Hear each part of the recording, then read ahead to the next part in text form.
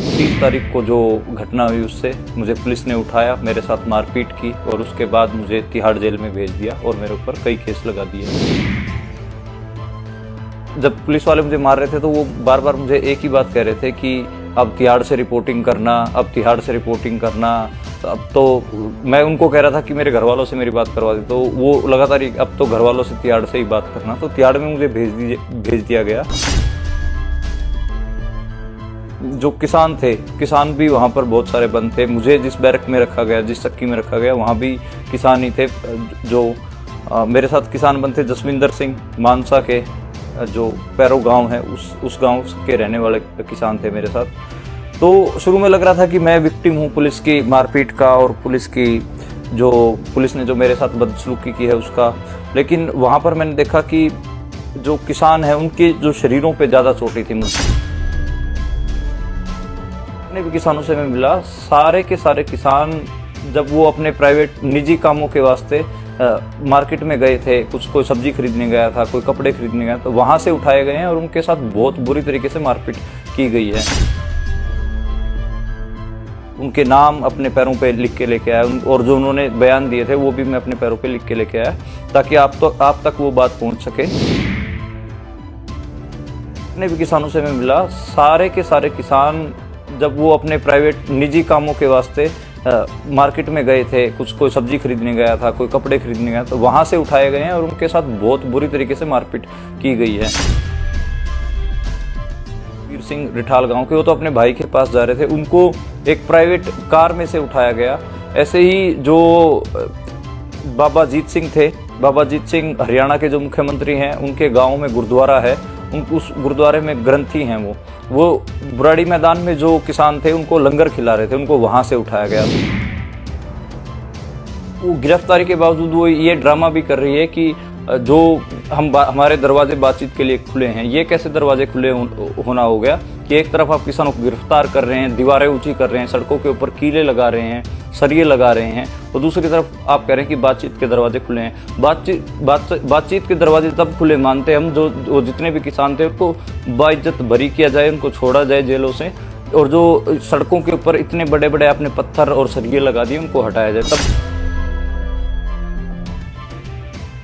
नमस्कार, मेरा नाम मनदीप पुनिया है। मैं जेल से बाहर हूं और अभी आज सिंघू बॉर्डर पर आया हूं किसानों के बीच रिपोर्टिंग करने। तो अभी आपके सामने अपनी बात रखना चाह रहा हूं।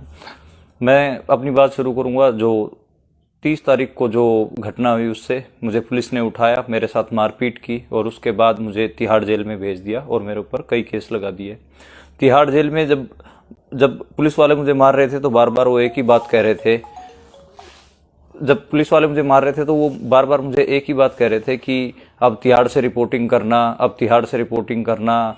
तो अब तो मैं उनको कह रहा था कि मेरे घर वालों से मेरी बात करवा दी, तो वो लगातार अब तो घर वालों से तिहाड़ से ही बात करना। तो तिहाड़ में मुझे भेज दिया गया। वहाँ मैं जाता हूँ तो मैं देखता हूँ कि जो किसान थे, किसान भी वहाँ पर बहुत सारे बंद थे। मुझे जिस बैरक में रखा गया, जिस चक्की में रखा गया, वहाँ भी किसान ही थे। जो मेरे साथ किसान बंद थे जसविंदर सिंह, मानसा के जो पैरो गांव है उस गांव के रहने वाले किसान थे मेरे साथ। तो शुरू में लग रहा था कि मैं विक्टिम हूँ पुलिस की मारपीट का और पुलिस ने जो मेरे साथ बदसलूकी की है उसका। लेकिन वहां पर मैंने देखा कि जो किसान है उनके जो शरीरों पे ज्यादा चोटें थी। मुझे लगा कि वो मुझसे ज्यादा बड़े विक्टिम हैं। तो हम जो पत्रकार हैं लगातार ये बात तो करते ही हैं कि हम सत्ता द्वारा सताए गए लोगों की रिपोर्टिंग करते हैं। तो मुझे लगा कि मुझे यहाँ इनके बारे में भी रिपोर्ट करनी चाहिए। तो मैं जब तिहाड़ से जब मैं निकला तो मैं उनके नाम अपने पैरों पे लिख के लेके आया और जो उन्होंने बयान दिए थे वो भी मैं अपने पैरों पे लिख के लेके आया ताकि आप तक वो बात पहुंच सके।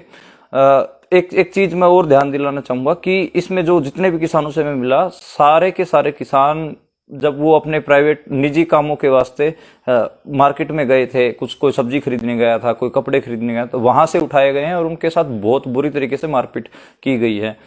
उसमें एक किसान का मैं बताना चाहूंगा, हरियाणा से थे जगबीर सिंह रिठाल गांव के, वो तो अपने भाई के पास जा रहे थे, उनको एक प्राइवेट कार में से उठाया गया।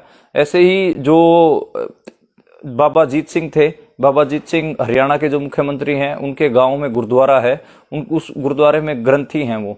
वो बुराड़ी मैदान में जो किसान थे उनको लंगर खिला रहे थे, उनको वहां से उठाया गया। 70 साल के हैं बाबा अजीत सिंह, उनके उनके शरीर पे भी चोटों के निशान थे।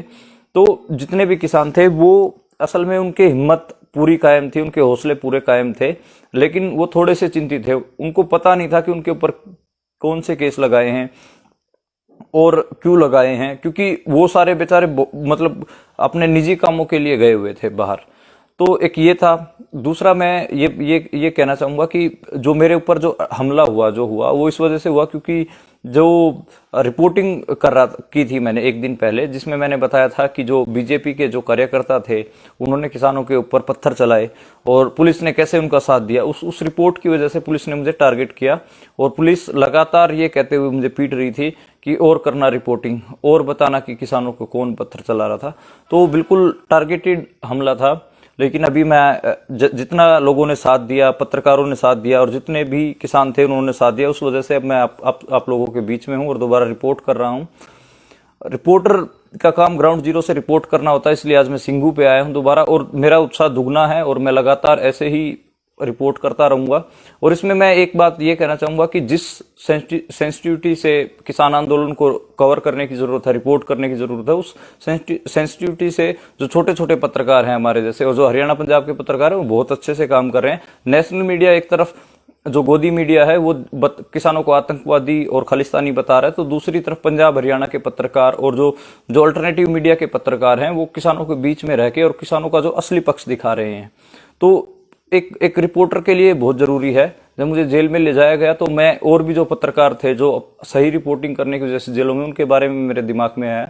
और जो हाथरस केस में जो रिपोर्टिंग करने गए थे कप्पन सिद्दीकी साहब, उनको गिरफ्तार कर लिया गया था, उनके बारे में भी मेरे दिमाग में आया। 4 महीने से वो जेल में हैं। तो जितने भी पत्रकार हैं और जितने भी एक्टिविस्ट हैं जो जेलों में बंद हैं उनको रिहा किया जाना चाहिए। इसी संयुक्त किसान मोर्चे के स्टेज के पास से ही 2 जो मजदूर कार्यकर्ता थे जो इस किसान आंदोलन में शरीक थे, शामिल थे, उनको भी उठाया गया, शिव कुमार और नवदीप कौर।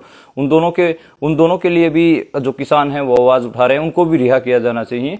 तो ये जो दिल्ली किसान आंदोलन है इसमें सरकार खुद कह रही है कि उन्होंने 120 के करीब किसानों की गिरफ्तारी की है और वो गिरफ्तारी के बावजूद वो ये ड्रामा भी कर रही है कि जो हमारे दरवाजे बातचीत के लिए खुले हैं। ये कैसे दरवाजे खुले होना हो गया कि एक तरफ आप किसानों को गिरफ्तार कर रहे हैं, दीवारें ऊंची कर रहे हैं, सड़कों के ऊपर कीले लगा रहे हैं, सरिये लगा रहे हैं, और दूसरी तरफ आप कह रहे हैं कि बातचीत के दरवाजे खुले हैं। बातचीत के दरवाजे तब खुले मानते हम जो जितने भी किसान थे उनको बाइज्जत बरी किया जाए, उनको छोड़ा जाए जेलों से, और जो सड़कों के ऊपर इतने बड़े बड़े आपने पत्थर और सरिये लगा दिए उनको हटाया जाए, तब बातचीत संभव। जब बातचीत हो तो वो समझ में आता है। लेकिन सरकार लगातार, जो सत्ता पक्ष है वो लगातार इस तरीके का ड्रामा कर रही है। वो भी हम जो पत्रकार हैं, ये जो सत्ता जो दोहरा चरित्र है उसको भी हमको लगातार बोलने की जरूरत है और लगातार दिखाने की जरूरत है। मैं बतौर पत्रकार आगे से किसान आंदोलन से रिपोर्ट करता रहूंगा और उसी सेंसिटिविटी से रिपोर्ट करता रहूंगा। धन्यवाद।